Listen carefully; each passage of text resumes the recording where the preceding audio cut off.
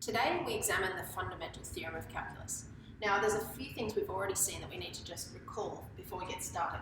So we've already seen that capital F of x is what we call the primitive of f of x. And we find the primitive of something by integrating it. So I've shown you this schematic before.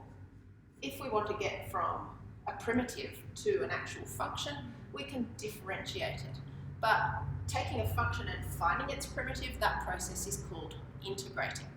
You could also say that if we already know f dash x, we can get to f of x by integrating, and we can get from this one to here by differentiating. Now, the other thing that we've already seen is how to find the primitive if you're just given a basic power of x. So if we've got some function, let's say it's x to the power of something, we'll call it n. We've already seen that to find the primitive, you need to do the opposite of differentiating, and to integrate, you will add 1 to the power and then divide by the new power. And you can always check if you've done this correctly by differentiating this thing after you've finished integrating it to check that it gives you what you started with. So now on to new stuff.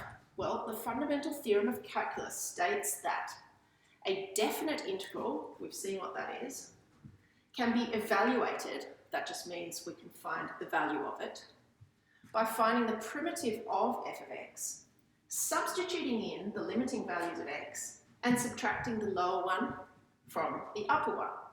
What does this look like then? Well, we've already seen that this terminology, this notation is used for our definite integral. It has this symbol that looks a little bit like a stretched out S, and that really stands for a sum of values. And we're summing up values from x equals a all the way up to x equals b to find the primitive of some function, f of x. And we are going to integrate that function. The dx tells us what to do. So to find the value of that function, we need to find the primitive first, so that's where the capital F comes in. But here we can see that we're going to substitute in the upper value into that primitive, and then we're going to subtract the lower value, and that will give us a value for that definite integral. So let's write about this. I'll leave this definition here. We should put a big important box around it. Note that we've said where capital Fx is the primitive. We've already noted that. I'm going to leave this on the board and rub out the rest so that we can see that there while we do our first example. So here I've just written in what we did. You might like to write this in another colour on your first example as well.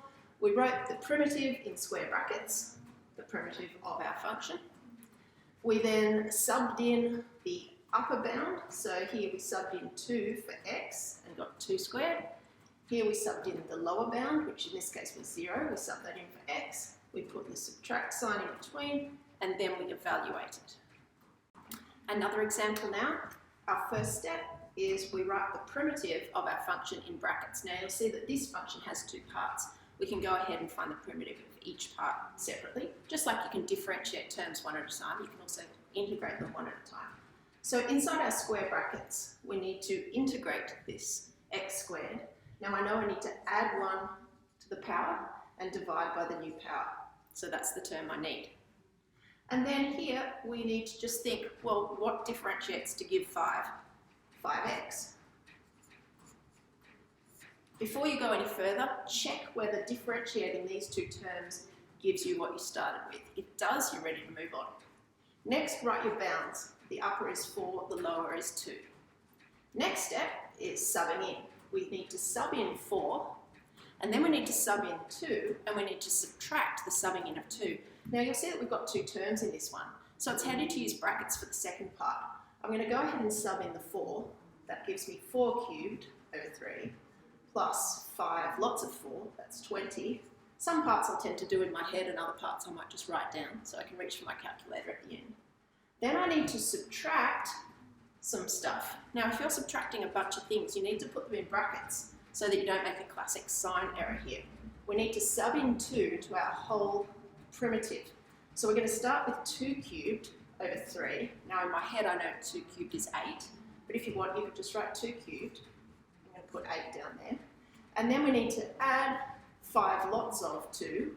I can do that in my head, that's 10. See how using brackets for this second set of numbers here is really helpful to make sure that I don't make a sign error. At this point I will reach for my calculator and I get 28 2/3.